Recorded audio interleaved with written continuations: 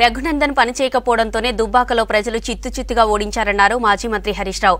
BRS Medak parliament సన్నాహక సమావేశంలో పాల్గొన్న హరీష్ క్యాడర్కు దిశానిర్దేశం చేశారు. తప్పుడు హామీలతో మోసం చేసిన కాంగ్రెస్ ను ఈ ఎన్నికల్లో ఓడించాలన్నారు హరీష్ రావు. ఒక విషయం మనకే కాదు ప్రతిపక్ష పార్టీలకు కూడా ఒకటి అర్థమైంది. మెదక్లో ఎవరు గెలుస్తారంటే బీఆర్ఎస్ పార్టీ గెలుస్తుంది. అందులో ఎవరికి అనుమానం లేదు. కాంగ్రెస్ పార్టీలో కొంతమంది సర్వే చేసుకుపోయినారు పోటీ చేద్దామని. సర్వే చూసుకున్నాక ఇక లాభం లేదు ఇక్కడ పోటీ చేస్తే అని తోక ముడిచి వెళ్ళిపోయింది.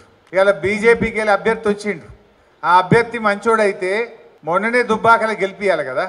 ఆయన 4 ఏళ్ళు ఎమ్మెల్యేగా పనిచేసిన తర్వాత 4 ఏళ్ళు ఎమ్మెల్యేగా ఆయన పాలన చూసిన తర్వాత ఈయన మాకు పనికిరాడు అని 54,000 ఓట్లతో కొత్త ప్రభాకర్ రెడ్డి గారిని గెలిపించారు. నువ్వు నిజంగా పనివంతునివే అయితే దుబ్బాకలని మొన్ననే గెలిపిస్తారు కదా. 4 ఏళ్ళు నువ్వు ఎమ్మెల్యే పనిచేసిన తర్వాత నీ పనితీరు బాగలేదు, నువ్వు మాకు పనికిరావు అని ఆయనను పక్కకు పెట్టి 54,000 ఓట్లతో కొత్త ప్రభాకర్ రెడ్డిని గెలిపించారు. అంటే ఈరోజు ఖచ్చితంగా బీఆర్ఎస్ పార్టీ గెలుపు ఖాయం. దీన్ని ఎవరు కూడా ఆపలేరు అని చెప్పి కూడా నేను మీ అందరికీ మనవి చేస్తా ఉన్నా. పేదల్ని మోసం చేసింది కాంగ్రెస్ పార్టీ. వృద్ధులకు, వితంతువులకు, వికలాంగులకు నెలకు 4,000 పెన్షన్ ఇస్తామని చెప్పిన కాంగ్రెస్ పార్టీ ఇవాళ పెన్షన్లో కూడా మోసం చేసింది.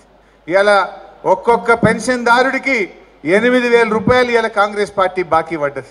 అందువల్ల నేను మీతో కోరేది ఒకటే, ఇవాళ మన సంగారెడ్డి నియోజకవర్గంలో 50,000 మందికి ఆసరా పెన్షన్ ఇచ్చిండు మన కేసీఆర్. 200 ఉన్న పెన్షన్ను 10 అంతలు పెంచి 2,000 రూపాయలు ఇచ్చింది కేసీఆర్. మరి కాంగ్రెస్ ఏమో 4,000 ఇస్తామని చెప్పి మోసం చేసిన కాంగ్రెస్కు ఈ పార్లమెంట్ ఎన్నికల్లో గుణపాఠం చెప్పాలి. రైతులు ఇవాళ చాలా బాధలో ఉన్నారు. కాంగ్రెస్ వచ్చింది, రైతులకు కష్టాలు మొదలైనాయి. మోటార్లు కాలుతూ ఉన్నాయి, ట్రాన్స్ఫార్మర్లు కాలుతూ ఉన్నాయి, పంటలు ఎండుతున్నటువంటి పరిస్థితి ఇవాళ రాష్ట్రంలో ఉన్నది. మరి ఇలాంటి పరిస్థితుల్లో రైతులు కూడా ఇవాళ కేసీఆర్ గారిని యాడ్ చేసుకుంటున్నారు.